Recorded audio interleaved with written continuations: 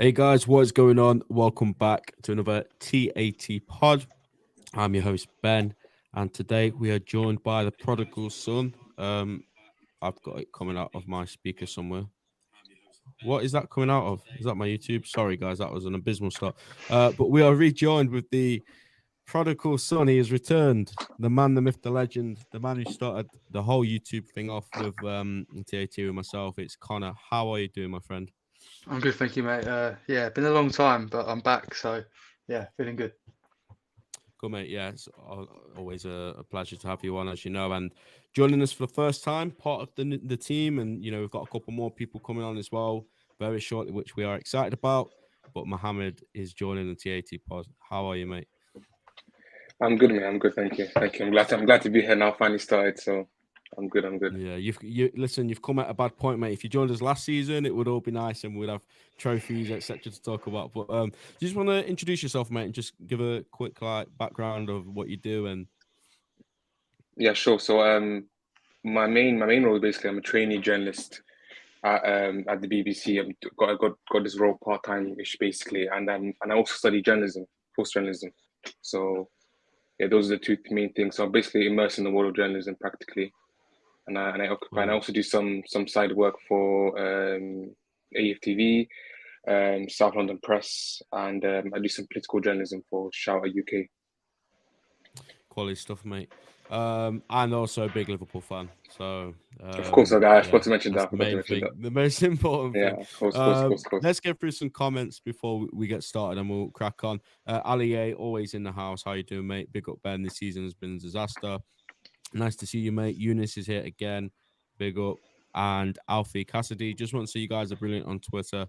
And I love the work you guys do. Big jobs by all Welling lads. Yeah, I mean it's a massive team of us, so I'll make sure the lads see that. And there's a big team that far bigger than there's guys on here that get all the transfers and do all the research and stuff. So yeah, they do work tremendously hard to make sure fans get the latest news as soon as it happens. But guys, I'm going to start off casting our minds back a few days. And I'm going to start off with you two boys because I said to you off here, it just seems like I say the same stuff every single podcast. So it'll be nice to hear your two's opinions on this. I was actually at the game, so I also want to hear if it was like a different sort of take, really. We'll start with we'll go with Mohammed, put him in the deep end on his first pod, mate. Just give me a summary, mate, really briefly of the game, how we performed, the way the goals came Yeah, so about. Go on. yeah, I guess it was the same old issue. It was just a lack of application, Mhm. a lack of intensity in the midfield, and the Wolves goals were pretty much each score. The first goal was quite unlucky. I mean, I thought we started off quite well, and then the goal obviously came, I guess, against the run play with the Alisson goal, and then the second goal was pretty much summed up Liverpool all season. You have an easy cut through with the midfield and a cut back to Hungy Chan. Bit of a mix up between Konate and Alisson, and there we go 2-2. And then I thought after the 2-2, it was quite. We managed to gain control again. We had a bit of possession in midfield. I thought that was okay also, but then it was a lack of we couldn't find an edge through the midfield. I thought the front three did struggle a little bit. I guess I don't know if the Gakpo, Nunes, and Salah for free is I mean, I guess it was Gakpo's first game, so I'm not going to judge him too harshly, but it didn't look good, or it didn't look good on the eye at all. I don't think Gakpo could manage to find rhythm, or he managed to find any way to kind of cut through and I guess light up the first game the same way Diaz did last season, where when Diaz came against Cardiff last season, he managed to find it, set up a goal immediately when he came on his debut, but I guess Gakpo struggled with that. So the front three didn't look good. The midfield didn't look good again, and then it was just mixed up at the back again of defense. So it pretty much summed up the two goals. Pretty much summed up Liverpool all season, pretty much. Mhm. Yeah, I agree with that, mate, 100%. And Connor, are you in the same boat? Is this just something that we've seen time and time again, which just makes you think like when things going to change? I think for the first 15, and up until sort of Wolves' first goal, I thought we looked quite bright. I thought we were moving the ball quite quickly. We were moving the ball well. Again, it's the areas that we are begging. We are begging our club to fix the midfield and in areas like that. It just looked really lackluster. But the Mhm. first sort of opening spell, we looked good. Gakpo looked good to start with. I agree with Mohammed. I think he was just a little bit off it, but then like we've said before in previous games, the same as we said with Nunes, not everyone is going to be Luis Diaz. How well he played against Cardiff in his initial game that he played for us, and I think because a player's come in and set that standard, we expect that from every player that comes in, and it doesn't happen. It takes time. I think Gakpo looked lively though, even with the first shot on target he had. It was a poor shot, but it was a shot that we haven't seen recently. We haven't seen them sort of those quick sort Tidy of first touch as well. Yeah, and the touch to take it away from the defender as well was really promising.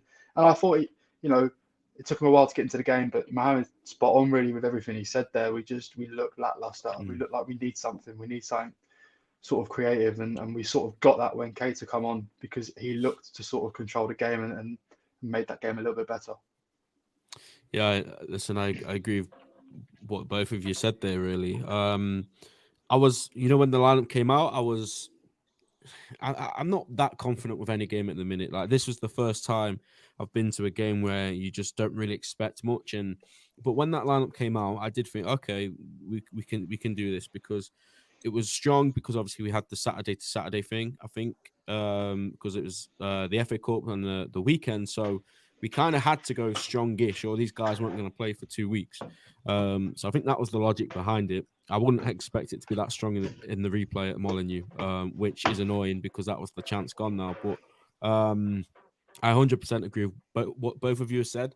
But the Gakpo thing, I agree with to an extent. I just feel like with a new player coming into this Liverpool side now that isn't functioning, that isn't attacking well, that doesn't have that creative spark, that doesn't have all these things which have made it easy for other attackers to come in. Like, look at Mo Salah when he came into the club. You had Coutinho at a world-class level, Mane at a world-class level, Firmino at a world-class level. All of them top draw. Now we've got Mo Salah, and Nunes is, hit and miss whether he scores or not. So with that, I didn't really have any expectations on Gakpo. I just thought, okay, let's see what he's got. And I was not, nothing to write home about, but I was relatively happy with what I saw. He was always opening for the ball. He didn't really have a set position for me. We didn't know whether he was playing down the middle or on the wing. It kind of seemed to change ever so often. But yeah, it's interesting, and we'll see what's going to happen, because there's rumors that he's not going to play at the weekend because he wants to transition him in. So we'll see about that. But yeah, in terms of the general game, you guys are spot on with everything you say. It's the midfield issue, which again is going to be a big segment of the pod. So stay around, guys, for that. We're going to have the discussion on the midfield. One midfielder in particular that was substituted on for Wolves, which is a big talking point for us. But yeah, let's just break the game down quickly, and we'll look at the goal. So Connor, mate, we'll come to you first for this one. First goal for Wolves, obviously the opening of the game, and when Liverpool play at the minute, it's never it's never ideal going a goal down, first of all. But when a player who's been hands down our best player of the season is doing that, doesn't make it easy, does it, mate? No, not at all. It's hard to sort of explain it, but Alisson's done this before, and that sounds wrong considering he's probably been one of the best keepers in Europe, if not in the world, recently, and has sort of saved us at many a time. Yeah. But it's just poor from the beginning. It looks rushed. It looks like no one knew what was going on. It looked as if we were going to set up to play wide and then go forward and play sort of through the lines. And it was sort of just one straight ball that, one, wasn't a great touch. Two, Wolves looked ready compared to us. We just looked, going back to the same word, really lackluster and poor. Thiago loses the ball as well. That's another thing. He does well to win it back.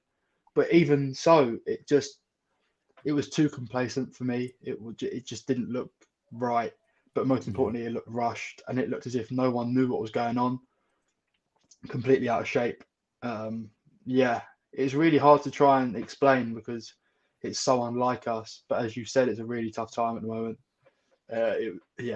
Just really just straight up poor, to be honest. I don't really know how else to describe it. Yeah, this is what I'm saying, mate. And Mohamud, my point was, like, it's hard enough for us to win games as it is right now. And, when Ali, and I'm not going to moan at him too much because, like I say, he's barely done anything wrong this season.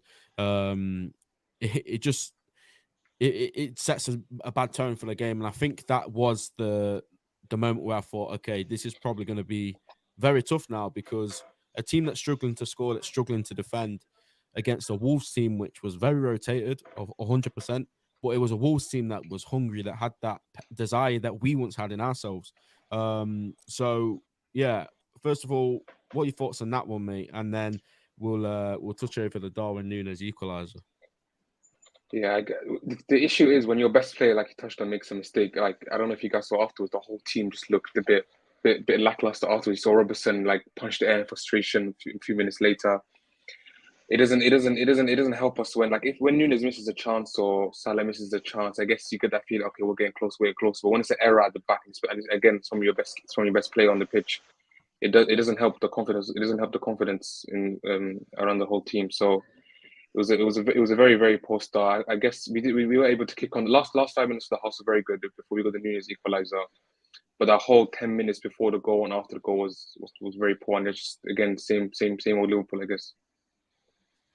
Yeah, and you touched on it there, mate. The Nunes equaliser. Where I was sat in the alley road end, you could see the loose ball that Trent ran onto, and the pace from Trent there, I think, was the thing that was very impressive for me, because you could see how hungry he was to get on the end of it. No one was beating him to that ball. Then he takes that 5 yards forward with the ball, and then he puts in the most perfect ball, which is something where before the World Cup we didn't really see too much of Trent, but after the World Cup the same thing's happened again. He's been dropped from the England manager, and all of a sudden the last few games, I know the results necessarily haven't been there, but Trent individually has been a lot better. And yeah, just talking it, mate, Trent for that goal first of all, and then the Nunes finish. I mean, it was just a lovely goal, wasn't it? No, it was a fantastic goal. Trent all round, even defensively. I mean, we all speak about him defensively, but even defensively, he was fantastic that game. Also, the right side looked very good. The thing about the Nunes goal, which probably didn't surprise me, was that the finish was so instinctive, in the sense that it wasn't too much about thinking, but it was just lashed onto it and it went in. And I think those are the kind of goals that we're going to see Nunes score quite a lot of, simply because some of the finishes that Nunes, some of the one-on-ones or finishes that Nunes misses up, or goals are finishes or situations where he has too much time to think about. Whereas perhaps we saw the chances against Man City and the chances against Aston Villa, where perhaps he gets 2, 3, 4, 5 seconds to think about, where am I going to place it, where am I going to strike it, how much power am I going to put into it, and he ends up messing up. And I think that just indicates to them it's simply a confidence issue. It's simply an issue where he has to become more confident that he can start finishing with situations. Whereas the goal he scored against Wolves, there was no thinking about it, just lashed onto it. It's an instinctive finish, put his foot through, and he went in. So I'm glad he scored that. I'm glad he scored that goal. It was a good goal. Yeah, and Connor, we've spoke about Nunes so many times, and I remember seeing the goal go in, and it's just like, this guy has missed way easier chances than that, which is the frustrating part. He manages to put one of those in first time, like Mohamud says, an instinctive finish, and yeah, it was just a relief that he finally got his goal, wasn't it? Because you could see in the celebration just how much it meant to him. He went absolutely mental. Yeah, he did, and it was you and me that initially sort of spoke about Nunes when he was first sort of, marked to come here, and he's been decent, and everyone likes to critique a Liverpool player at the moment because it's just the norm, really. I think we've all got used to that. I think everyone watching this who is a Liverpool fan has got used to that. Look, he hasn't been up to standard, and it was a great finish, and it's a great ball. Again, as you said, the World Cup, we haven't seen that side of Trent for a long time. I think that was only his second assist of the year or of the season, and his first one just came last week. So, it's nice to see. It's nice to see the link up. The tweet come out. I don't know how long that's been in Liverpool's drafts, but the tweet come out. It come out pretty quickly as well. So it was a good finish. Not going to take that away from him. It's just a consistency now. And Mohamed's right. Maybe it's a case of he is getting too much time on the ball. I think his shot against Villa, which sort of grazed the crossbar and has hit the roof of the netting, that's a chance that he probably should have took as well. There's chances that we could say, and the big chances that he's missed, but I've seen you back him up on Twitter, and I've retweeted everything you've said about it, is that he is getting in the right positions more so than any other striker has for us for a long time. and he's constantly in the right positions, and it's just about having that sort of final finish now. But he is promising, and he looks as if he's just going to continue to get better. Yeah, I guess 100%. Go on. I was gonna say, I guess the one thing I can give us up is that he's generating XG, and I guess that's the most important thing for striker. You just have to hope 100%. that eventually the finishes will come in at the end. If it was a striker that was lack of confidence or struggling to get into positions, that would worry me more. But as long as he keeps generating those XGs, you just to keep hoping that eventually the finish will come. Because I was looking a bit about Nunes before, about just simply historically how he is. He's typically a player that tends to in fact overperform his XG. He's normally a good finisher. He's like questions about him being a bad finisher is not something that scouts or whatever marked up, but he's normally a very good finisher, and he tends to overperform his XG. This season is underperforming here, and I guess the only reason we can put that down to is simply confidence, or simply not being assured yet, or thinking too much about it. And so as long as he keeps generating those XG, I'm confident that hopefully he will start scoring goals. I guess he will always be a player that has high output in the sense that he keeps generating XG, but he might not always be efficient. He might not score 25 goals from 25 XG, but simply because he generates 25 XG, he must end up scoring 20 goals for us. So I'm glad he's generating XG, which is the most important thing for me right now anyway. Spot on, mate. And yeah, Connor's right. I have backed this guy ever since he came in. You know, there's people before he even kicked the ball for us, like slandering the transfer and should have got this guy, that guy. You might think that, but I think it's important that, and the same with Gakpo, as soon as a player that, we sign puts on a Liverpool shirt, you have to back him. You have to get behind them. And even now with Nunes, like we're saying, Gakpo's only played like 70 minutes or whatever he played. Well, yeah, that's true. But Nunes has also only played half a season. And even if you look at his minutes, like you can say, he's played this amount of games, but his minutes haven't been anywhere near as much as I think we'd have hoped, because obviously he got his suspension. I think he got an injury for a couple of the games. And when you actually break it down, I think I did the research the other day. Don't quote me on this, but from my memory, I believe he's got a goal or an assist every 104 minutes, I think it was. Could be wrong, but I think that's what it was. I did tweet it. And when you say that doesn't sound bad, and like you both say, it's just the confidence, I believe. And like when this Liverpool team does click, and if it clicks this season, we don't know, but definitely next season, after we made the right signings or whatever, which you're going to get onto, by the way, we'll see the best of him. Like I said it about Gakpo, he's come into a team where we don't even know what we're doing. We've seen about 3 or 4 different formations, different setups, different ways of playing. You've got Diaz and Jota both out injured at the minute, which doesn't help, because I think there was a couple of games when Jota came back from his first injury, he was playing in the deeper role and he was doing really well. And obviously Diaz is just Diaz. We know what he has to offer. And now it's like, okay, Gakpo comes in, but before that, it was just Nunes and Salah, which can only make it harder for him.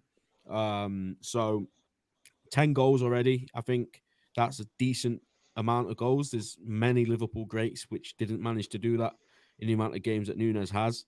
And he's on course to get 20. And I remember at the start of the season when we signed him, I said 20 is my expectation. And for that amount of money, yeah, okay, fine. You can say he's still young or whatever, but with that amount of money we paid for him, I said 20 goals. If you can get that, very good start.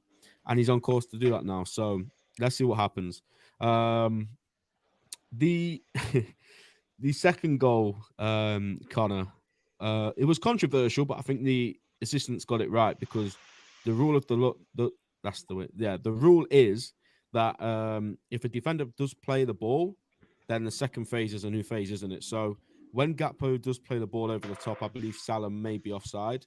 But then because the defender has played the ball, which is harsh, but it's the rules, it's a goal. And I think Salah did well to get it onto his left foot and slot it home. Yeah, I think the rule is that if the defending player goes to play the ball intentionally and it's not a deflection, then it is the second phase of play.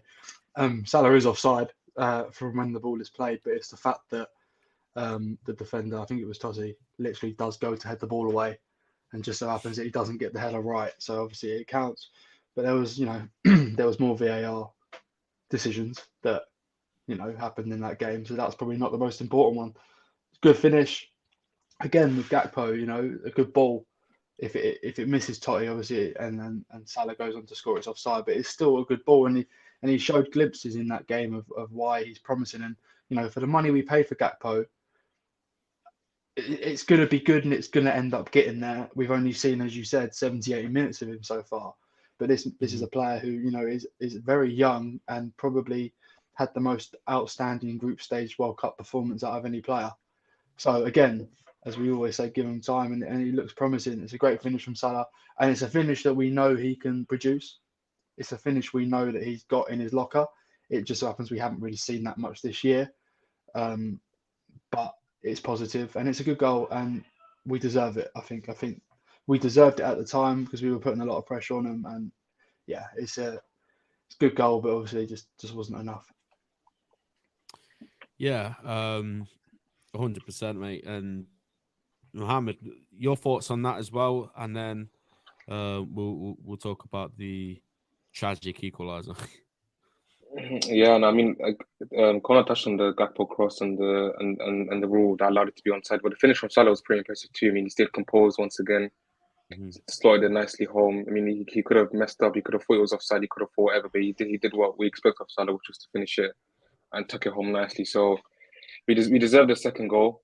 It's just a shame that we couldn't hold on to it because we were playing good in the moment. And the issue about Liverpool is that I guess like when we were a bit poor 2 seasons ago in that 2021 season, it was more about an issue of us not scoring enough goals. We had something like 70 shots, 0 on per playing goals, etc. But nowadays it's an issue of us. Perhaps we score a goal, perhaps we go goal down, we come back from behind. We can't find that killer goal to make it 3-1, to make it 2-0, to make it 1, or we end up leaving it late. That it ends up becoming too contested, too whatever. So yeah, it was a shame we couldn't hold on to lead, but it was a good goal from Salah again. 100%, mate. Really nice finish on his left foot. And moving on from that one, mate, Wolves got their equaliser, and I think that was something that we're familiar with this season. Just a player or 2 players playing a simple 1-2. They're in on goal. And then I think from memory, it was very fortunate. I think it took a deflection off Kanate and just trickled in the back of the net. There's about 3 players trying to keep it out. But just too easy, wasn't it, mate, for those 2 players to make that 1-2 and then get the finish off? I think it was Hwang, wasn't it? Yeah, it was incredibly unlucky because I guess Kanate thought he could try get a nick on it, tuck it away. Alisson went one way, then the goal ended up going the other way, and he couldn't react in time. It was unfortunate circumstances, but it was just an issue of us not finding a killer goal to make it 3-1 before they even got into that situation anyway. I mean, I don't think we rarely go games with us scoring goals now. It's just that perhaps we go 1-0 or 2-0, we just can't find that goal to extend our lead or to make it 2-1 or to find the killer goal. I mean, against Brentford, we had a situation where Nunes was 1-on-1 with the keeper, he missed it, and then we end up conceding later on. We just end up giving teams that momentum and confidence to get back in because we could start off excellently, 45 minutes, be 1-0 up, be a goal up. But if it gets to 70, 80, 90 minutes, inevitably we're going to be put under pressure because teams are going to have that belief that they could get that goal back. But if we can kill teams off early by scoring that second, scoring that third goal, which we're so good at in 18, 19, 19, 20, and last season, but we struggle to do that nowadays. So it was unlucky. But I guess we can't really blame the unfortunate circumstances that happened. It was just an issue of us not finding a killer goal again, which allowed us to let Wolves pressure us. Agreed, mate. And Connor, we'll just go quickly finish on this Wolves game. Their goal, which I've seen a lot of people cry about who don't seem to know the rules again and offsides. And look, Klopp has even come out and said that he feels incredibly unlucky for Wolves. I don't think he'd seen the evidence or whatever to say he was onside or offside. I think he just felt like if the VAR did get it wrong and they didn't have the angle or whatever, he does feel sorry for them. But at the end of the day, mate, if the FA or whoever is in charge of setting up these cameras hasn't got the angle and then the lino flags, then they try and check it. They can't check for something they haven't got, can they? And give it off if they literally don't have any proof to suggest that Nunes was in an offside position. I'll be honest, it's quite bizarre, the ruling, to be fair, of, we don't have the correct camera angle. We are an ex, Premier League winning club. We've won Champions League recently as well. The fact that you don't have a right camera angle at one of the biggest stadiums in the country is quite bizarre, really. And again, I still don't really know what offside one he's got. I don't really know what ball he's on about. Is he on about the cross initially? Is he on about Because let's face it, when Totti puts the ball in the back of the net, he's not offside. Not offside at all. Konaté standing on the line. So it makes you wonder what sort of one was offside. I think Klopp's right to say, it was relatively unlucky, sorry. But it's bizarre. I'm sorry. I don't see how you can't have the right camera angle at a well-renowned stadium, not only known in England, but across the world. There's people that come from different continents to come to Anfield, and to not have the right camera angle in a game is pretty bizarre, really. And before I go to Mohamud, just a quick disclaimer. There's a lot of nonsense going on in the comments, guys. I don't know what's going on, but we are going to be blocking and timing people out if it continues. We don't want to. We want you guys to engage in the conversations and the topics. But if you are just going to be trolls, if you are just going to write a load of nonsense, then, we will be doing that, because there are people here that genuinely do want to discuss this stuff. So please be respectful. Please be nice to each other and just engage in the conversation. That would be amazing. And also, guys, there's 23 of you in here right now. There is how many likes? 9 likes. So if you could smash a like and subscribe to the channel, regular streams every single week coming out on Spotify and Apple as well. So if you'd rather listen to it, if you're out or whatever, then you can do that too. So yeah, Mohamud, I mean, there's not really too much else to say about that goal. I mean, it's just a disgrace, isn't it, that they don't have a camera facing that stand? Yeah, I mean, I guess the funny thing is that Wolves actually had a camera that proved Nunes was onside, because they have some sort of tactile camera up on like the gantry or something. So they had a camera that proved that Nunes was offside. It's just that VAR used broadcast cameras, the cameras that ITV use, or the cameras that are there. So they couldn't establish whether it was an offside or not. So they ended up going with the on-field decision. But Wolves' tactile camera that they used to obviously reflect in the game, that it proved that Nunes was onside, and that it was Trent who was playing him on. So the first header comes back to Nunes, who crosses back in. Nunes is onside, but the linesman must have thought that Nunes was offside, and that's why he's ruled it out. But on second looking, it looks like he was onside. So I guess it was unlucky. Good for us, I guess, because I do think it would have been particularly harsh, very harsh on us. I know we didn't deserve to perhaps score the third goal, but I don't think on 90 minutes, when you reflect on it, we deserve to lose the game. Also, I think for large periods we were the better team. We just ended up letting Wolves put pressure on us, and that allowed them to get the second and third goals. But yeah, I agree. I think if we won that game, people would have thought, okay, fine, maybe deserve to win. But yeah, I think someone mentioned it in the comments earlier. After the Salah goal or whatever, I don't think there was too many more chances for us after that. And he takes off all the big hitters in the last 10 minutes. Ben Doak, who we're not gonna delve into the game too much more. Half an hour's gone already, but Ben Doak, for me, yeah, I want to see more of him. I want to see him play in the replay. I want to see him start. I think he's ready. I think he comes on and he's absolutely fearless with the ball.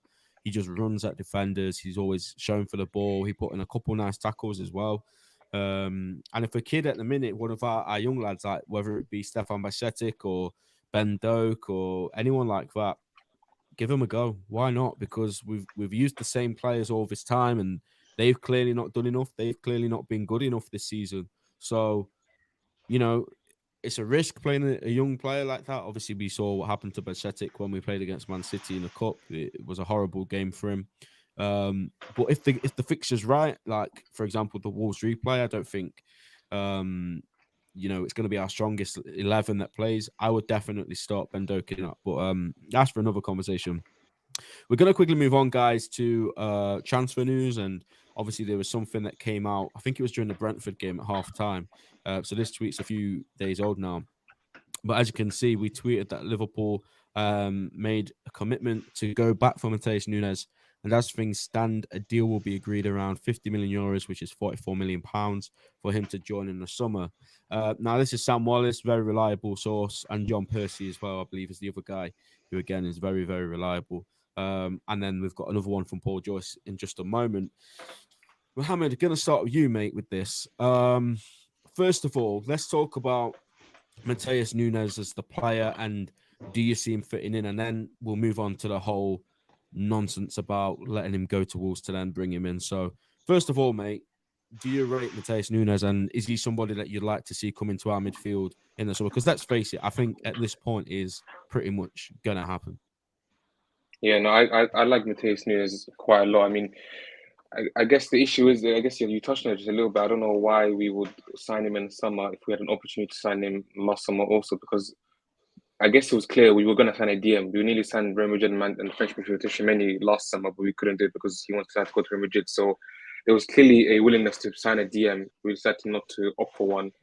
But if Nunes was on the market and now we're going to end up signing him this summer, it does give credit to those people who question that perhaps Liverpool's transfer department or transfer scouting or whatever is in some sort of, I don't know, trouble right now or whatever with all the departures, etc. Because I guess we were known for playing that. We were known for the kind of club that if the player's available, the money's right, we sign them straight away.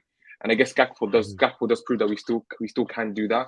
But if Nunes ends up coming this summer when we could have signed him last summer, and considering that we actually need a DM, it does seem quite weird. But I do like Nunes a lot. I mean, he's someone that his dribbling is very good. He can be a destroyer. He can be someone that puts a tackle in, but he's also got a bit of that technical ability where he can pass the ball, a bit like Roger. He can pass the ball, short passes, long passes, spray passes. So I do rate him quite a lot. He's not exactly like Fabinho, where perhaps he's as ruthless as Fabinho, but he can be a destroyer, which is still a good thing. But he gives me a bit more Rodri vibes, where he's a bit more composed on the ball, more calm on the ball, and tends to recycle possession rather than, I don't know, trying to find a killer pass or whatever. But I do like Matheus Nunes a lot. He's very technically good and he's got the DM attributes that we need.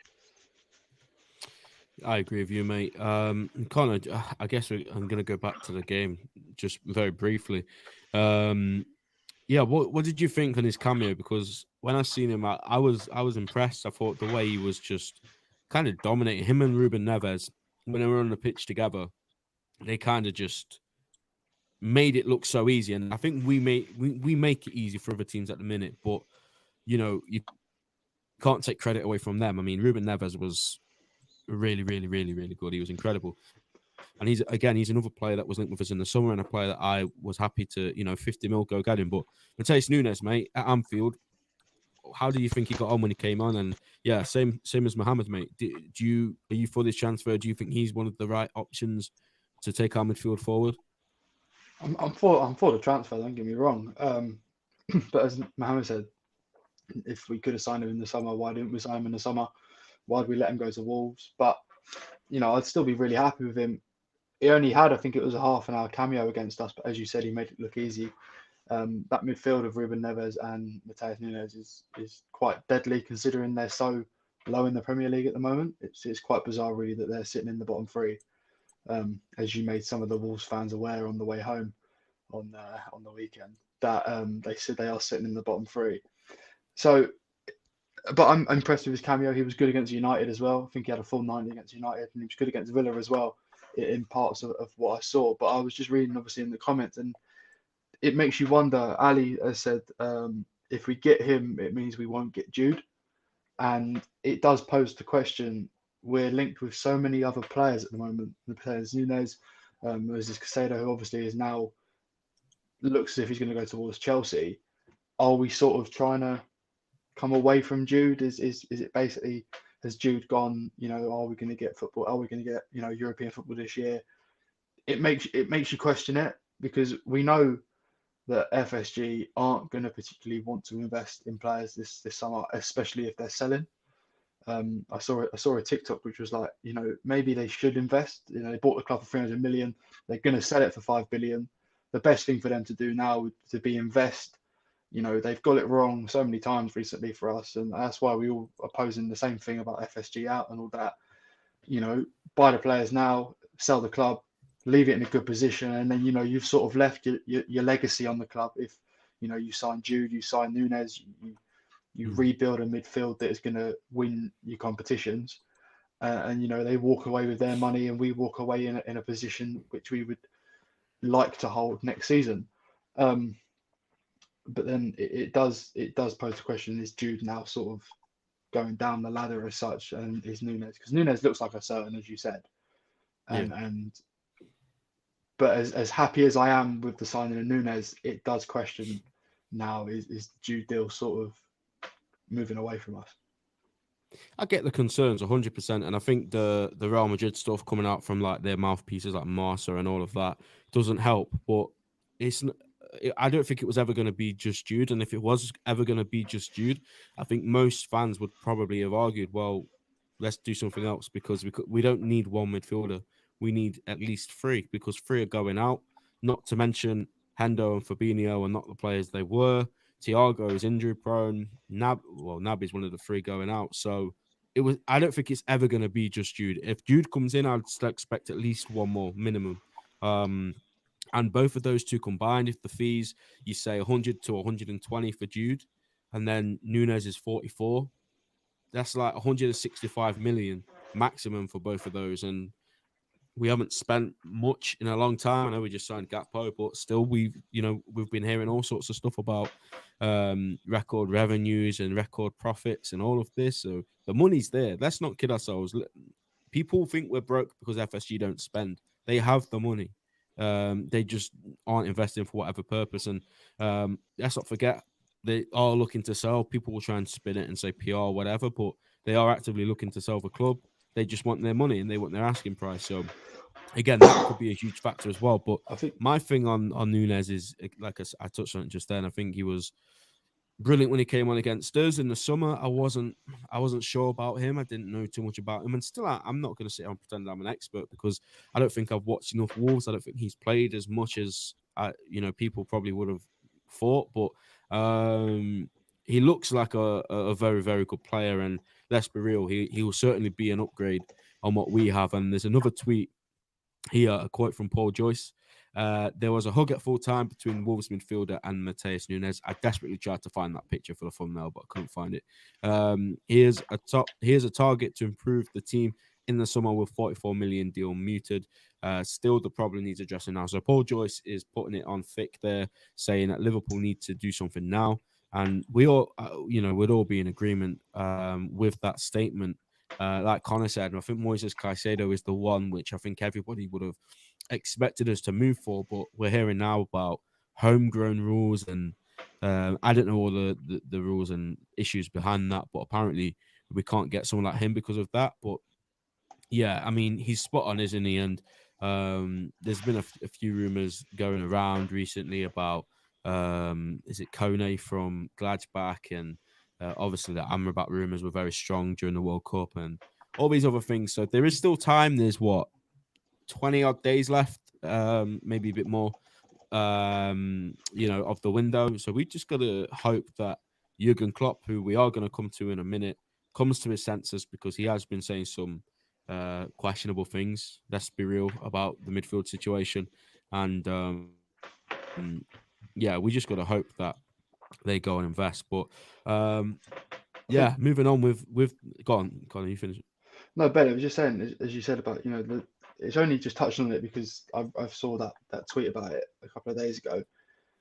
You're right in saying they've got money. We've seen the whole thing about the LA basketball team and whatever it is. Yeah. But you're spot on. You bought the club for 300 million, and you're selling the club for upwards of 4 billion. Close to 5 billion if the sale is made complete for that price. Why would you've made serious money off this club? Champions Leagues, the Premier League, sort of English domestic cups and all of them.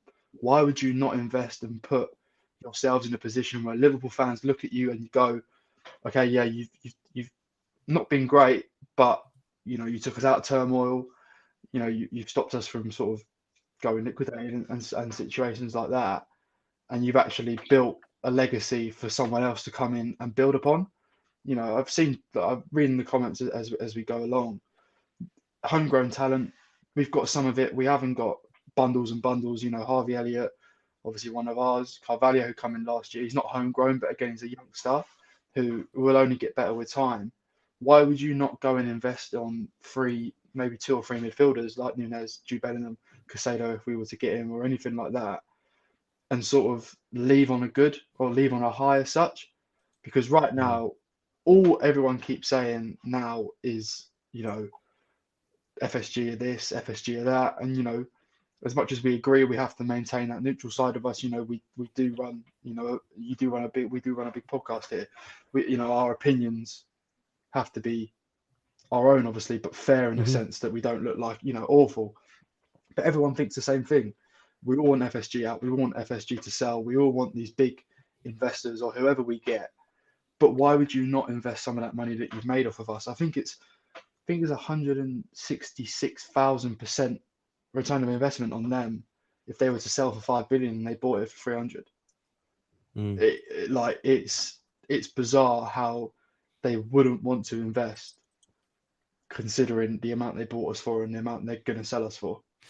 That's the point. The bit you just said there, mate, and that's the confusion for me as well, because with what we have at the minute, top 4 is possible, but it's not likely. Like, it's, you know, if we lose a few more games, it's kind of fading away. So you'd think if they want to get maximum profit, which they obviously do, it's FSG we're talking about, they would just go and get a midfielder that's of a good standard. Maybe the guy from Gladbach that's been linked with us, Caicedo, Amrabat, I don't know who. I'm not a scout. I'm not, saying these are the guys. There's probably many more that they're looking at that we don't even know.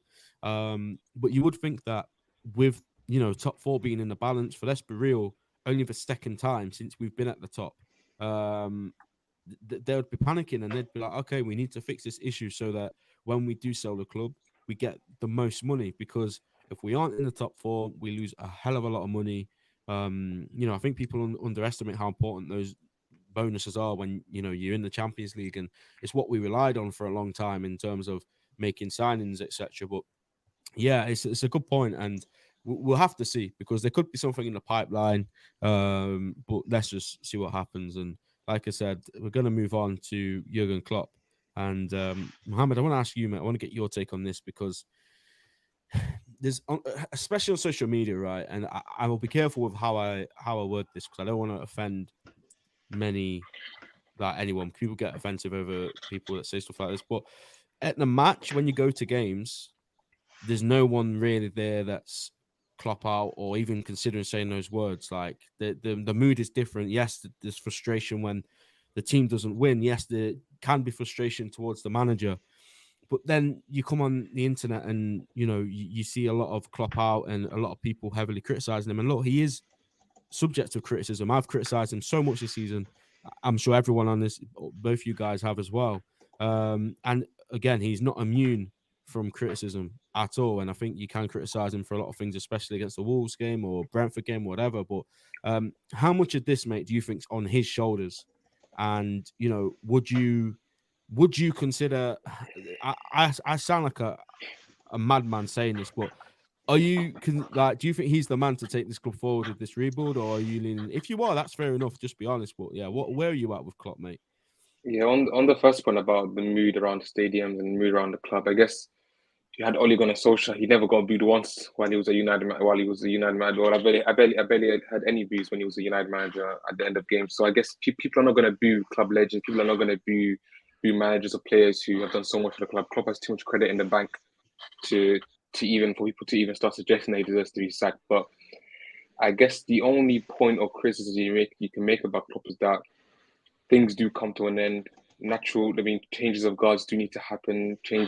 Refreshes need to happen. I remember Pep in an interview, Rio Ferdinand, a long time ago, spoke about how he can't win 4 Premier Leagues without changing squads or changing things. Things have to change up. And if this squad isn't changing, if the squad is we've still got the same players you want us to UCL, Trent, Robertson, Van Dijk, Alisson, Fabinho, Henderson, Salah and Firmino, etc. These are players who are still playing major roles in our squad, and they were here from 2017, 2018. So I guess something has to refresh, something has to change. A natural change of the God does have to occur. And I guess people who do start to tend to criticize Klopp, especially when perhaps he deserves it in sense team selections, a bit of arrogance, a bit of stubbornness, a bit of poor substitutions, etc. Because you look at the squad. This squad is top 4 quality squad. I mean, you can argue perhaps we can't compete for the Premier League title because we don't have depth, but the squad we have in hand should get top 4 minimum. And if we don't get top 4, it's a failure. And therefore, how much of that failure do you attribute to Klopp? Or because I guess when you look at Liverpool's issues, we could say multiple things: a lack of intensity, number one, and then too much carelessness, for example. And if Klopp can't motivate these players to be applied, to be motivated, to go out 100%, therefore I guess people can start blaming Klopp, and rightfully so. But I guess talk about sacking, etc. I guess he has too much credit in the bank. He has to, I guess, monumentally failed this season for us to even consider perhaps he deserves to be sacked. But I get why people talk about Klopp leaving, because a refresh, 7 years, a refresh does have to happen. Like, something has to change, whether that be the players in the squad. We are signing new players, Gakpo, Nunes, Diaz, etc. Things are changing. But I get why people start to criticize Klopp. A refresh has to happen. Yeah, I agree with you, mate. And we have to make it perfectly clear. No one is saying that he's not up for criticism. You know, no one's bigger than the club, and if he does things that make you unhappy or that you don't agree with, of course you can criticize him. But I just feel like, you know, wanting the best. And again, this is a very small minority. We have to make it clear. But to want him out, or even to consider it, the man that made all of our dreams possible, the man that has done so much for this club, you know, try putting someone else in there. Like, if you think he's struggling with this set of players, imagine what it would be like with a downgrade, because that's what it would be if Klopp left right now. It would be a downgrade. There's no upgrade. Pep's not available. He wouldn't come to us anyway after his history with Man City. You know, and who else is out there that's on that level? So, Colin, I'm going to put the same question to you, mate, and I'm pretty sure I know what you're going to say, mate. But yeah, how much of this is his fault? And, you know, have you considered yourself maybe moving on now? I don't know. The 7-year curse thing is obviously a massive thing, and it looks to be real. So many people are Klopp out.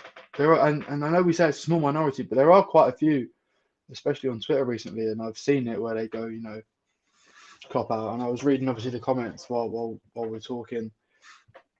You wouldn't want a Tuchel situation where Tuchel wasn't given enough time. They've brought Potter in, and Potter doesn't seem to be doing much either. So right now, it would always be in my gut to stick with him. I don't think a manager, especially someone of Klopp's caliber, I don't feel as if you lose.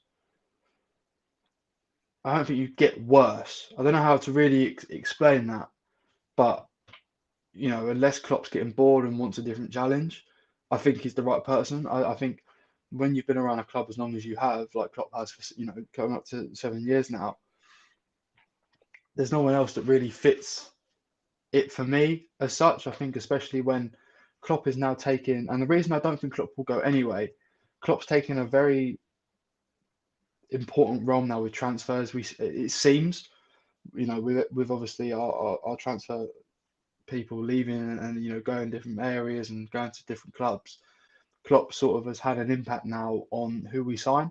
I think Klopp wanted Gakpo. We got Gakpo. Klopp's wanted players. We look to be pushing for him. He's very confident on Jude and stuff like that. He wants to go for him. You know, it's no longer someone else making the decision. It's sort of Klopp now saying, I want this. Let's go get him. And now we're seeing it. That FSG is sort of going, okay, have it. Like, have what you want. But, you know, as you just put up there, with the current funds that FSG are willing to give out, you know, if they don't want to invest, they're not going to go and sign some top tier, like top sort of elite manager like your Tuchel, like your Pochettinos and stuff like that, because they just don't want to invest that type of money. So, I mean, for me personally, I'll always be Klopp in. I think, you know, you just sort of have to, he has to steady the ship soon, just sort of progressively get back to winning ways. But I don't think anyone else takes the job right now, and that's my opinion. I guess the only thing on I was going to say the only thing on Klopp is that, okay, let's say in a crazy scenario, we were to get rid of Klopp, we get a new manager in. Are these players even the kind of players that new manager would want? Are we then going to say, okay, we're going to start a new project and we're going to buy the players this manager wants, etc. We're going to let players go. When you look at the quality of our squad, you look at players like Van Dijk, Salah, Robertson, Trent. These are players that, actually not except for Trent, but these are players who are 27, 28, 29, 30 years old and plus. These are players who should be winning trophies now, not 3-4 years for another project to come in where a new manager comes in and we start a 3-4 year cycle to win a trophy again. These are players. This is a club and player who have the fund, don't have the fund, we have the quality of players to be winning trophies now. So a new manager, in my opinion, unless it was a Tuchel where he could come in and start set the room on fire and win a UCL in his first season, but then he struggled to do anything in the Premier, and he needed a project to win the Premier League again. The players we have now and the manager we have, there's zero sign of any ill will between the managers and players. if the players are comfortable and the manager's comfortable, I don't see a scenario where we can get rid of Klopp simply because these are his players. Number one, this is his squad that he's built, and number two, a new manager will just have to start a new project. And number three, we have players who should be winning trophies now. Salah's 30, 31, Van Dijk's 30. Because he did players who winning trophies now. We can't start another project in my opinion. I think just sorry, Ben, before you carry on, touching on Mohamud there, Klopp's been here 7 years. How many players have been here longer than Klopp? How many players in the current squad? Obviously, we've got an aging squad, that's understandable. How many of these players have been Klopp's choices? Who gave Trent Alexander-Arnold his first run out? And believed in the youngster when he made his Anfield debut? It was Klopp. And who brought in Andy Robertson and Van Dijk and all these players in Konate and this type of player, and we're just sort of going to give up on his project. He's obviously got a mindset now where Gakpo's and Nunes are two very different players to who we've had for a long time. Gakpo is completely different to what we normally have. I've never seen a 6'4" winger for Liverpool in a long time. Nunes, an out and out striker. We haven't seen one of them really in a Liverpool shirt for a long time. And what I mean by an out and out striker is someone who's big, likes to be a target man, likes to play sort of false nine sometimes as well, likes to drop back, likes to defend, likes to get involved. Firmino was great at dropping in deep and sort of receiving the ball and playing football. Nunes is the guy that you just sort of hit channels now, or hit him and sort of play off him. Klopp is also trying to develop plans with the players that he's buying. It's not a case of now we're trying to get the ball deep and play forward. It's a case of because let's face it, we've played the same style of football now for 6-7 years, and we're seeming now to get unstuck. Teams couldn't play against the old Liverpool because Liverpool was so good at chopping and changing things. That's why we win games. Now, everyone 6 years later has gone, same old Liverpool. They do this, they do that. They play like this, they play like that. With the introduction of Nunes and Gakpo especially, it brings a different sort of caliber of player up front. Mm-hmm. So you can see that Klopp's trying to amend things. You can see that Klopp's trying to change things slightly to make it different. But as Mohamud said, and it goes back to the exact same thing, it's just one big circle. These are Klopp's players. These are the players that Klopp wants. These are the players that want to play for Klopp. Who's to say that Trent, Van Dijk, Gakpo, Nunes, if you get another manager come in, who says they're going to want to play for him? All it takes is one argument when they first meet, and then suddenly you're in someone's bad books. I think for that reason alone, this is the manager to take us forward, whether people think it's his fault or not.